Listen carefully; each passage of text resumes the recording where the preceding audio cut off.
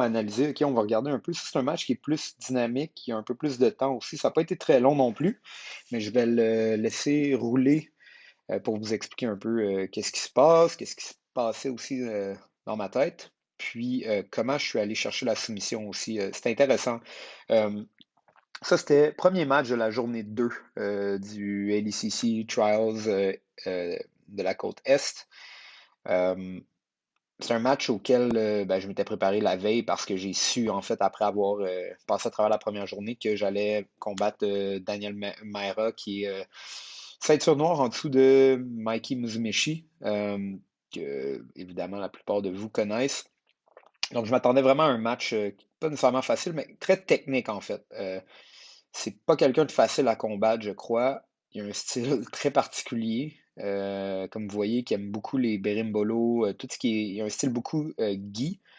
Puis je savais que ça allait pas être facile, exemple, passer sa garde ou avoir peut-être une manière plus traditionnelle de le combattre. Donc il a fallu que j'utilise aussi une manière peu traditionnelle, justement, pour me battre avec lui. Puis je pense que j'ai réussi à, comment dire, capitaliser sur une erreur qu'il a faite pour aller chercher ça ici. Une belle clé de talon intérieur.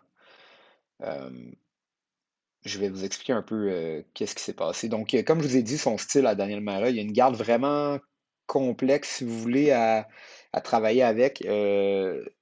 La première fois que j'ai regardé ces matchs là, la veille, je me disais, bon, ça sera pas facile de travailler avec lui. Euh, mais je m'attendais un peu à ce qui s'est passé. Donc, je reprends ça du début, OK? Ce que Daniel Maira essaie de faire, c'est jouer une garde de côté, un peu comme Mujimichi. Il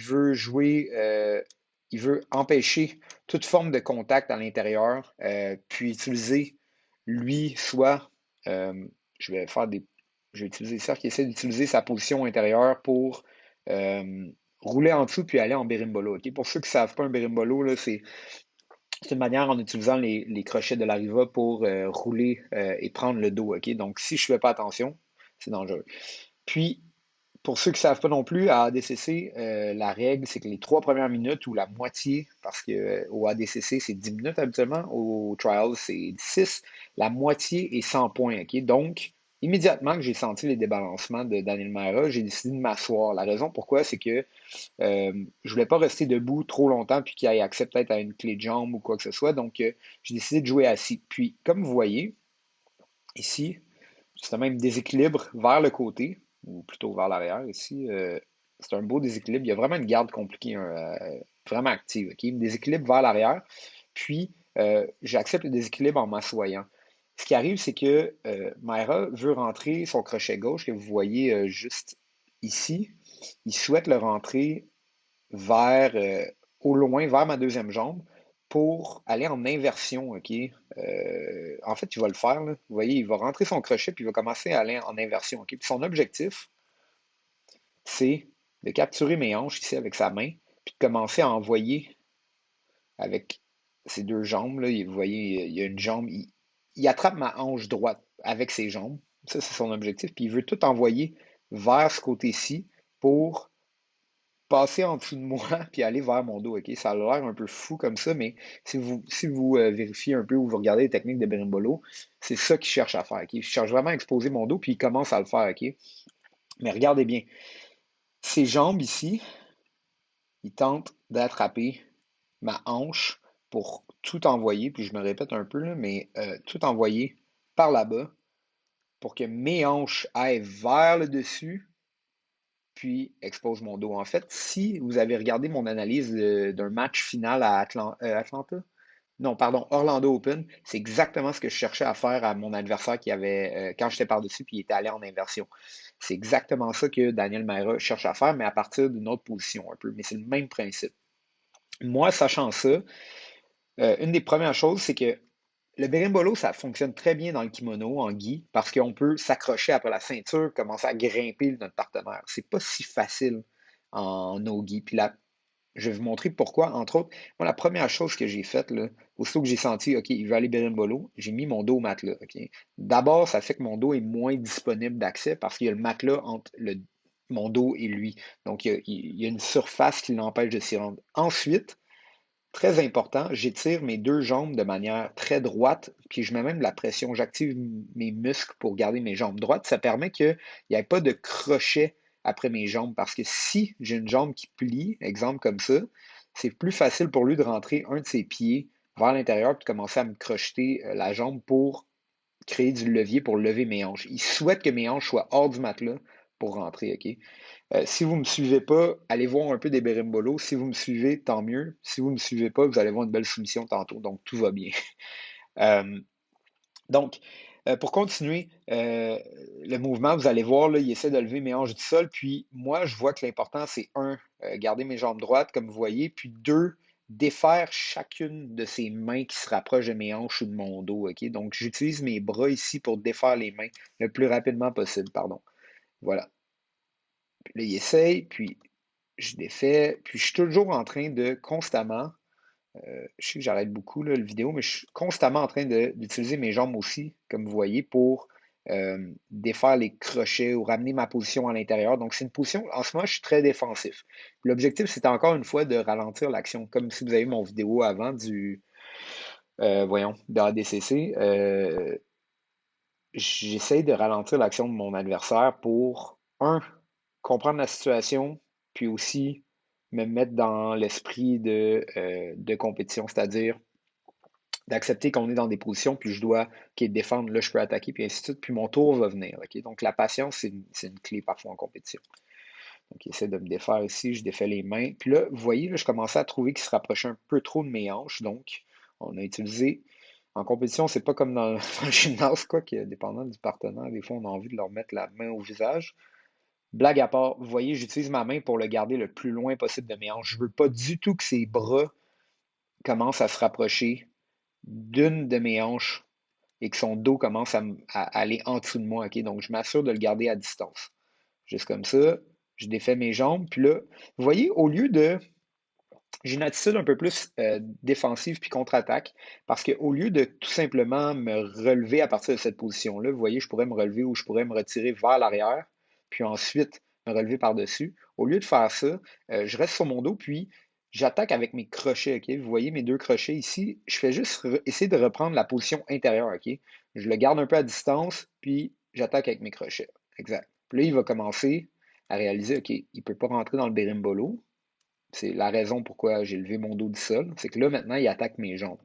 Puis ça, pour moi, c'est bon parce que je suis très confiant dans mes défensives et mes contre-attaques de clé de talon. OK? Donc, il commence à attaquer mes jambes un peu, puis je fais juste m'assurer de maintenir ici, de commencer à faire mes propres, d'aller chercher mes propres tirades sur ses jambes pendant que lui aussi a la sienne. OK? Puis mon but, c'est pas nécessairement de le finir, mais de commencer à rentrer dans le jeu puis de le garder proche de moi. OK? Je veux pas trop m'éloigner. Si je m'éloigne trop, je vais perdre accès à ses jambes. Donc, on doit rester en boxe, on dirait le pocket. C'est quand on est vraiment proche de notre adversaire puis on frappe. C'est le même principe avec le jiu-jitsu. C'est que je veux rester dans le pocket, dans la poche, où est-ce que il peut m'attaquer et je peux l'attaquer. Puis c'est là que je crois que je suis meilleur et que je peux gagner. OK? Donc, on regarde ça. J'essaie de garder la position intérieure. Il essaie de faire une connexion avec mes jambes ici. Très intéressant, là. Je vais vous montrer ce qu'il essaie de le faire. Là, il retourne dans un berimbolo. Puis regardez bien, on est dans une position assise double. On a chacun, en fait, un pied à l'intérieur. J'ai mon pied droit ici, puis il y a son pied droit à l'intérieur, puis on joue à partir d'ici. Mon objectif, c'est sûr, ça serait si possible de rentrer mes deux jambes à l'intérieur pour avoir accès à un Ashigarami. Mais malheureusement, puis pour lui, c'est bon d'avoir une jambe à l'intérieur parce qu'il aime les berimbolos. Tu as juste besoin d'une jambe pour y aller. Donc, on va voir un peu ce qui s'ensuit. Il essaie encore d'aller dans un bolo. Je me remets sur le dos, puis on est encore dans la même position que tantôt, vous voyez. Il essaye de venir saisir ma hanche ici avec ses jambes. Moi, je reste bien droit, puis je fais juste pousser. Défaire les jambes, défaire les mains, garder les jambes très lourdes, OK? Non seulement je suis en train d'activer mes muscles dans mes jambes, OK? Comme vous voyez ici, ils sont droits, droits, droites. Mais en plus, ce qu'on ne voit pas nécessairement sur la vidéo, c'est que j'applique la pression vers le bas pour être lourd sur lui. Je veux un peu comme être un corps mort par-dessus lui, puis mes bras travaillent à distance, OK? On continue à regarder ça un peu. se retrouver encore une fois dans une situation de clé de jambe. C'est la même chose qui s'est passé au fond. On se rassoit, puis là, on réattaque. Maintenant, regardez bien ce qui est intéressant, OK? C'est que je vois une opportunité pendant un petit instant où est-ce que mon partenaire laisse traîner. Bon, je vais vous le repartir en même temps. Je vais essayer de faire pause au bon moment. Aussitôt que je me relève ici, vous voyez, la jambe de mon adversaire, là, de Daniel, fait face à moi, vers l'intérieur, donc vers une clé de talon intérieur.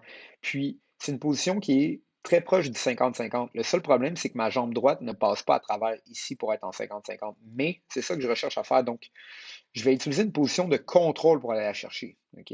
Regardez bien. Ma main gauche va aller en dessous de son genou ici pour l'empêcher de se retirer trop loin. Puis, mon bras droit va venir chercher une clé de cheville, en fait. On va voir ça ici. Et voilà, là, je suis vraiment serré dans la position, OK? Puis mon but, c'est pas du tout de briser sa cheville en ce moment, OK? On dirait que je suis en train de le faire, mais oui, je vais mettre de la pression pour le rendre inconfortable. Mais mon but avec ma tirade de main en ce moment, ou la position dans laquelle je suis, c'est pas nécessairement de briser la cheville et d'y aller vraiment fort, mais c'est plutôt de contrôler la position. C'est beaucoup plus dur de sortir euh, vers l'arrière par là pour mon adversaire si je contrôle la cheville. OK? Donc, pendant qu'il essaie de se retirer, ça me permet, moi, de travailler avec mes jambes en même temps. OK? Je vais essayer de rentrer mes pieds à l'intérieur. J'essaie, dans le fond,